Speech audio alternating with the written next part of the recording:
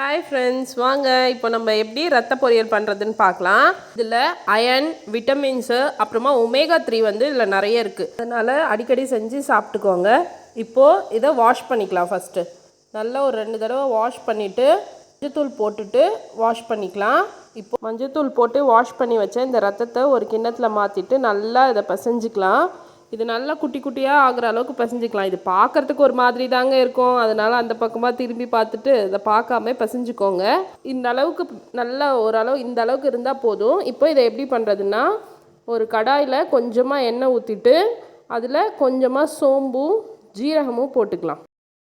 சோம்பும் ஜீரகமும் பொரிஞ்சதுக்கப்புறமா பூண்டு போட்டுக்கலாம். இந்த ரத்தத்தோட ஸ்மெல் வந்து நமக்கு அவ்வளோ பிடிக்காது இல்லையா? பூண்டு போட்டால் அந்த ஸ்மெல் இருக்காது.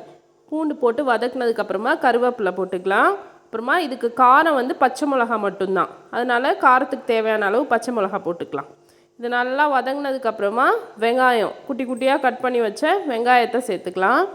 வெங்காயம் நல்லா வதங்கட்டும். சண்டேங்க, காலையிலே வந்து டிஃபனுக்கு இட்லியும் மட்டன் குழம்பும் முருங்கைக்காய் போட்டு வச்சுருக்கேன். சூப்பராக இருக்கும். ரெசிபி வேணும்னா சொல்லுங்கள், ஒரு வீடியோ எடுத்து போட்டுடலாம். இதில் கொஞ்சமாக இஞ்சி பூண்டு பேஸ்ட்டும் புதினாவும் சேர்த்து நல்லா வதக்கிக்கலாம். அதுவும் நல்லா வதங்கட்டும். அதுக்கப்புறம் கொஞ்சமாக தேங்காய் திருவி வச்சுக்கலாங்க. இதுக்கு துருவின தேங்காய் போட்டால் சூப்பராக இருக்கும்.